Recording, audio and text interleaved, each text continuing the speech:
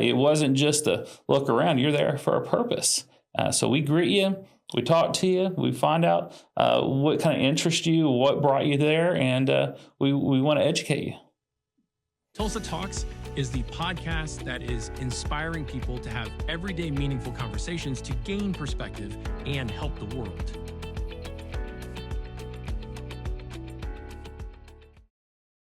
Welcome to Tulsa Talks. We have Robert Lake here, second time on the podcast. First time he talked about film, the resurgence of film, almost a dead art. Today we're going to discuss how he's going to help me launch Tulsa Street Talks with some on-the-go gear. Oh, that's wonderful. Thank you for coming and helping me over the last decade or so with personal, now business-related equipment. Yes, sir.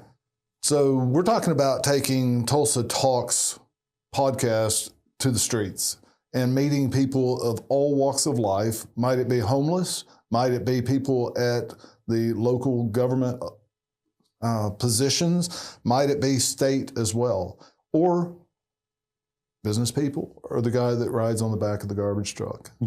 We're here to engage people into the community that they live in a broader way and help, hopefully, them understand themselves and others better that surround them. Thanks for coming on the podcast. When you came this morning, I didn't remember exactly the timing of your coming. You show up 9 o'clock the morning after we do a launch party at my house. You're here to help us launch Tulsa Street Talks. Thank you for being here. Help me know what I don't know about on-the-go videoing by myself. So I was thinking about having a videographer with me, or maybe having a camera set up on a tripod, or maybe a GoPro or something like that. And I hadn't actually thought about doing the GoPro until Jesse, our production manager, said something about doing that. What are the benefits of doing it different ways and not having the expense challenge of having a videographer there with me every step of the way? It's a big question. Each one can be amazing. Each one is unique. The starting from the beginning, though, it's like, okay, if I have someone with me, it frees up my hands. It frees up, perspective, and maybe be able to see two people at once in one field of view. Having a camera outside from just being on your body. But when you talk about GoPros, yeah, you can set them up anywhere. You can be wearing them. You can set them up on a tripod. But the quality of a lot of these small instruments has so improved, and it comes down to maybe what are you looking to do afterward, the editing process. Where's your media source going to be? Is it going to be on my TV screen? Is it just going to be on my computer? Is it going to be on my phone? And this technology is evolving so rapidly. And so when you think of a camera, you can put on a tripod, you can handhold it, and a camera allows you to the opportunity to grow and change with it, because you can adapt different lenses or microphones, maybe add a light to it. When you use a GoPro or a cell phone, it's just what it is. What you buy is what you get. But if for you personally, we know how you're going to be using it, and you going through like a GoPro, or we were talking about the new sunglasses that have cameras built in. Or clear glasses, you said. Or clear glasses, yeah. Some of these, POV cameras are just, people, look at a camera and go, oh, that's big, I don't want to see that. But they look at that little small camera, and it doesn't feel overwhelming to that person. So they don't feel like, oh, I can be myself, because it's just not this huge thing. If you were a reporter on the street and had this huge camera, there would be shying away from it. Camera, microphone, hey, we're going live here. Watch what's happening in this neck of the woods. maybe not as comfortable of a interaction. Yes. So we could potentially just buy point of view glasses with shades and clear and clean the person's glasses that we're going to be conversing with, interviewing, whatever, right in front of them. That way they know that they're clean and that they're sanitized, and just move on down the road. That's amazing. I never thought of that as an option, but I have a pair of those, and I ride them and I go outside with them, and I go, video stills. That's really cool. I have a GoPro. I use a GoPro. Really fun tool. But it's like, this is going to be something so unique that I don't think anybody's using out in the communities like you're planning on doing. Yeah, over the weekend, I had no idea how we were going to step forward, and you coming into my life this morning in a perfect time of helping me launch this. Just to be completely open book, I do have some apprehension from time to time of where am I going to step next in what we're doing. Well, let me say it this way. I've been in a contracting business for 30 years before I retired last year from it. And I transitioned from lawn care landscape into irrigation and landscape installs on a commercial size. And we traveled the Southeast doing that, like 7 states one year, happened to be like Walmarts or restaurants, and just go in, be hooked up with these certain general contractors. And well, in 2007, there was an ice storm in Tulsa. And we responded to that because there was a need here. My brother says, "Hey, Craig, you going to Tulsa or Oklahoma for the ice storm?" I was like, well, we've been to a couple of hurricanes before. Kind of an odd thing to be able to have on staff tree guys if you're doing landscape and irrigation installs. But we were fortunate to have that in my life, just like I'm fortunate to have you in my life to be able to take this next step. And I'm saying all of that to say this.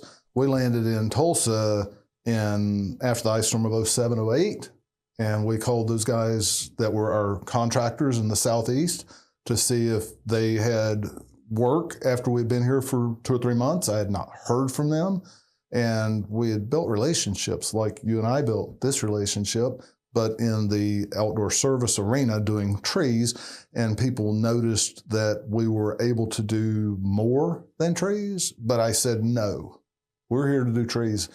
Most tree guys came in from out of town, out of state, and they were gone in 2 or 3 weeks. We were here for like 2 or 3 months or more. Memory kind of fails me, but in fact, it was about 4 months that we stayed here, tree after tree after tree after tree after tree, helping the community get cleaned up. Regular wages.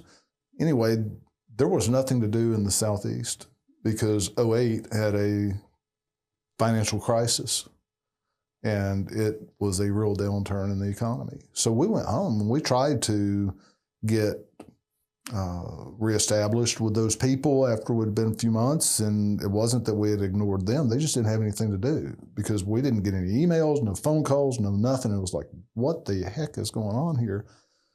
So I built those relationships with people here in Tulsa, and I made a few phone calls, and we had a month of work in Tulsa, almost 800 miles away from Chattanooga, Tennessee, 750 miles, whatever it was. And it was through building those relationships and taking care of people the proper way. And we had something of value to offer, just like Bedford offers us something of value. You've treated me great. Really appreciate being around you. You've got a great smile, a great demeanor, like I've already told you. And with that being said, we landed here. What an adventure. We got hooked up with those people. We built a business slowly, steadily, and found our way into the retaining wall industry. Retaining walls and concrete is where we landed, and then we only did retaining walls for like the last 6 years, roughly. And we built a good name for ourselves. And now retired last year. What am I going to do next? We were already a statewide company, building retaining walls all over the state and into Arkansas. And that was, comfortable for me. I operated at that level comfortably because I'd been progressed into that. We found our niche, we narrowed it down, we narrowed it down, we narrowed it down. And now we're launching something. I say all of that, my life career path, to say this. We're launching something that I have no idea what I'm doing. What I do know is what's on our website. I know my lane. And how am I going to deliver this to people was my question. My question was answered by build content. Help people know that you exist and that you care about people. Well, that was almost selfish in a way, because it was about me, but was it selfish because it was about what I had to offer to people?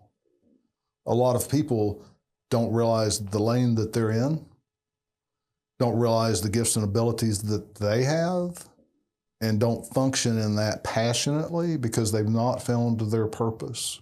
There's a lot of people out there that say, I can't wait for the weekend. Oh, it's Monday already. I can't wait till Friday. Right. And that's not a good place to live, because you spend most of your life Monday through Friday. Mm-hmm. You spend most of your life with people at work. You spend more time with people at work than you do with your family, generally speaking, during your waking hours.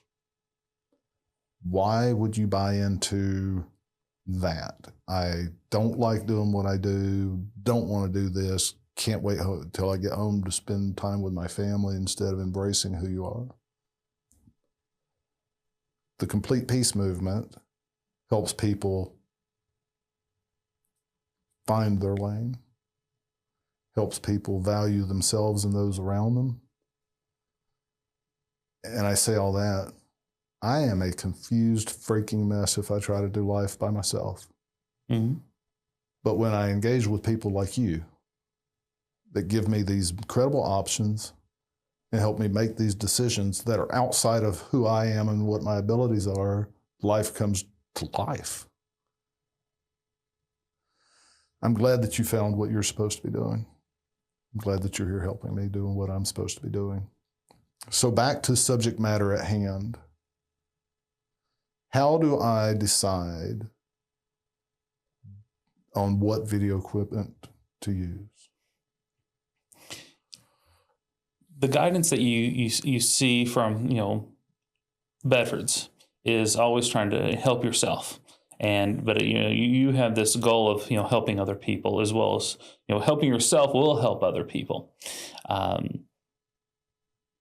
I know, based on my experience, what things look like, how they work. And when for you, I think we have a plan. Now we just we have a goal. Now we're going to work out that plan. That's right. That's right. And it's going to be a process like, okay, maybe we find something that's should work, and we go down that road and we go, okay, that works good, but could it be better? Mm-hmm. And you're going to be doing something that I've not seen anybody else do in terms of, yes, I've seen people record on the street, but it's the big commercial people. It's the overwhelming cameras that, people are going to be apprehensive of being in front of.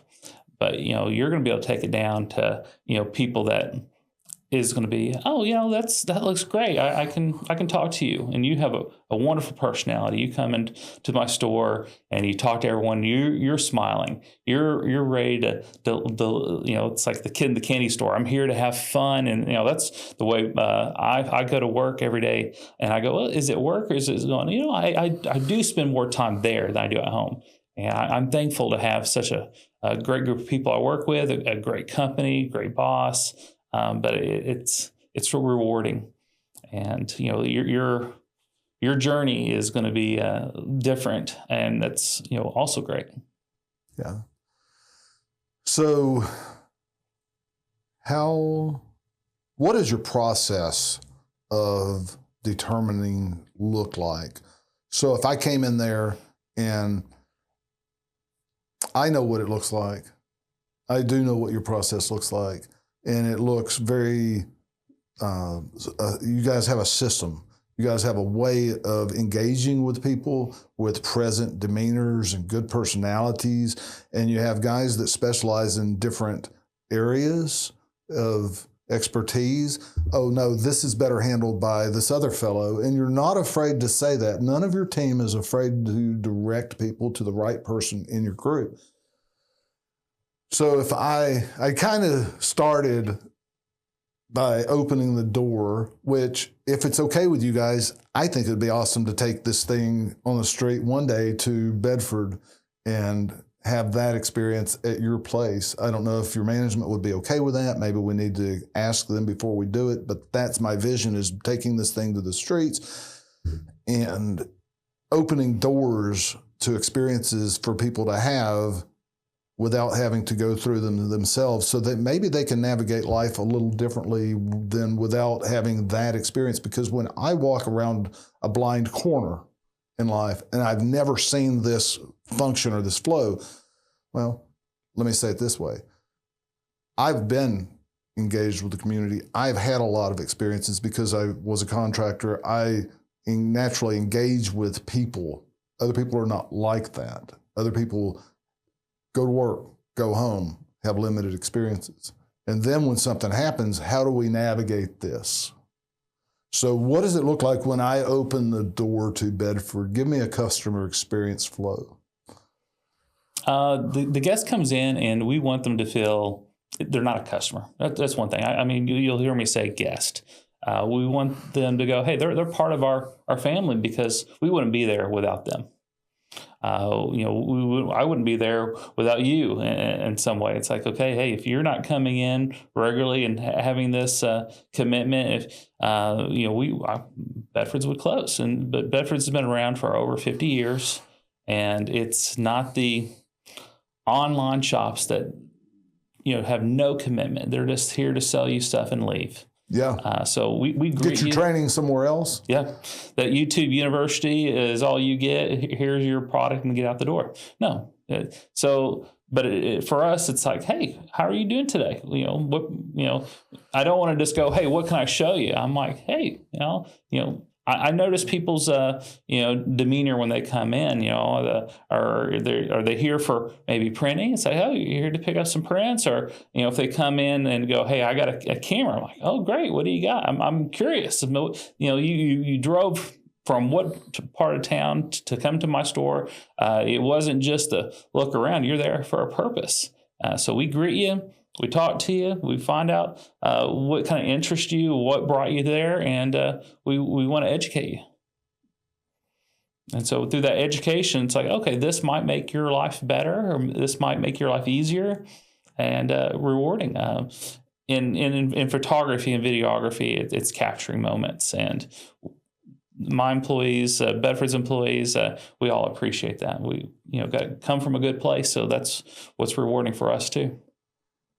Does it matter what type of capturing you're trying to do for you to narrow down what piece of equipment might work best for that individual? Oh, absolutely. Not to mention, what the outcome would be, but maybe, something, is as simple as how good it feels in your hand. I mean, there's all these wonderful brands out there, and people have brand preferences. But, we have a guest that comes in, they go, I just don't want something so big and heavy. Okay, let's talk about that. How you and I are big guys, and, if I said I don't want something too big and heavy, what does that mean to us? What does that mean to just a smaller person? I know what I don't want. I don't want the video camera that has a battery pack that weighs 20 pounds that my dad bought back in the 80s. Oh, yeah. That's what I don't want. That's big and heavy to me. Yes, exactly. And so that perspective, where are they coming from? Who are they? I have this photographer I know, and she's in Oklahoma City, and she carries around the biggest Nikon camera. And she's like, it's just the best, and it's what I want. And it doesn't matter the size. So it has like one of those lenses that stick out 1.5 feet in front of it. Yeah, and the camera's huge. The camera weighs like 2.5, 3 pounds, and she's got this big old lens, but it's the best. And she's a wonderful photographer. And then I have the people that come in that go, "Oh no, I will never touch anything that big." And they're like, "Okay, hey, there's people that do it, but hey, it's not you." So you help them find what they're looking for, and it is, I suppose, budget sometimes weighs into it, if not most of the time. I think most of the time, and there's those unique individuals that come in. You don't want to judge based on how you dressed, how you talk. One of the richest fellows, most financially successful of generational wealth in Southeast Texas. My dad points him out to me, and I'd heard his name. I was probably 8 or 9 years old, and Dad still reminds me that I thought, "Oh, poor pitiful fellow," because of the way he dressed. And he looked like he might even be homeless with the way that he dressed. Dad said, "You know who that is?" I said, "No, sir, I don't." He said, "What do you think about him?" I said, "Looks like we might be able to help him." And I was thinking helping him financially. What do we need to give to this fellow? And he was one of the wealthiest people in the Beaumont, Texas area. Wow. So, yeah, never judge a book by its cover. No. So you bring people, you greet people, you find out what they're looking for, you have a conversation, and then you find out softly what their budget is, or do you just directly ask them? I try never directly ask. I mean, if it comes down to maybe, first off, we're going to be asking them questions. How are they going to be using it? What's your outcome going to be? You travel with it. Everything you're going to be doing to finally get to maybe between two models.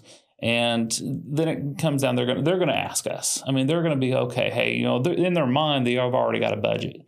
We got to, in my conversation, it's like, okay, hey, I know we're needing a camera. I know we're needing the lens, but I always let the guests know that, there's going to be accessories you need. There's going to be memory cards and tripods and filters and batteries. You're talking about upselling me on all kinds of peripheral things that I never thought that I would use? Or are you telling me that you're going to help me get these things that I didn't realize I needed? I'm going to help you get the things you didn't realize you needed.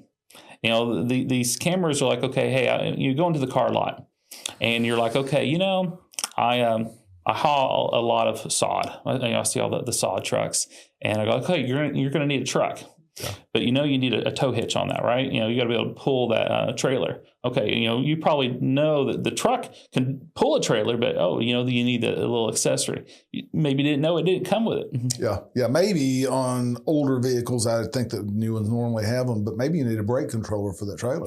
Oh, absolutely. Mm-hmm. And then, hey, by the way, we know somebody across town that sells trailers that's a good guy that can help you get a trailer. Yes, sir. So I suppose you guys introduce people to others that can expand their abilities to do whatever it is that you guys help them in-house as well? Yes, sir. You guys have relationships with others? Absolutely. So, I mean, in my career, I've met some really wonderful photographers and videographers, and they are, some of these people are leading the way and people to find their art form and showcase what they do. So we're like, okay, hey, I heard you talk about this. Let me tell you about this photographer I know. You need to go to his website, or maybe you need to look him out and talk to him, because they're going to be your inspiration. Maybe more than I can talk about the products and get you all the information, but you need to find your own art form. And it sounds to me like this might be perfect for you. We're going to encourage you to find the right tools. There's and the right relationships. And the right relationships, yes, sir. Yeah. We have the relationships of a business in town. We do events. We've gone actually just a couple weeks ago we went to the Center of the Universe to do a photo walk and realized it's closed because they're doing construction on it. But hey, there's other places we can go. We can go over to the gathering place and walk around and encourage you to take some wonderful pictures and find that art that you like. And we had a rep coming to town, and they're like, hey, they brought a whole bunch of new gear for us to go try out. So we let people know, hey, come in and join us. We're going to take some pictures here and there, and have fun. But I had no idea that you guys took your thing on the road. I thought it was all just inside in the showroom. No, sir. Bedford's hosted many different events. We have several events that are happening all over our region. Bedford's is a family-owned company that has 6 stores, but we have stores in Little Rock and Fayetteville and Kansas City and Springfield. So we put on different events, and we have this wonderful event coming up called PhotoCon. It's going to be in Oklahoma City, and it's in November, and it's a full 3-day event of expo of different speakers come in from all over talking about every different types of video photography. We have a huge trade show. We do events where we go out and do different shooting all over Oklahoma City. And that's just we have several going on. This is what you guys are doing for the community. Yes, sir. You're hosting this, building it, branding it, promoting it, the whole 9 yards. You guys are bringing people in that are experts to help people know how to use your equipment better. And you're building a community of people doing this as well. Yes, sir. I love it. That's what the Complete Piece is doing as well. Seems like what you're doing for the video and camera industry in the region, we hope to be able to do for God's people in a generalist perspective of engaging people with themselves and with others as well. It's really wonderful. Absolutely. Yeah, our company is based on Christian principles as well, but we're still a business, family owned. Yeah, we're still a business. I mean, this is not a nonprofit. No. This is a for-profit business that's geared on engaging people with themselves and others. The challenge with a nonprofit is it can paint you into a corner and you can't say the things that you want to say about specific subjects. And I'm not going to have the government controlling me and my movement. We're launching. We're going to hopefully help a lot of people.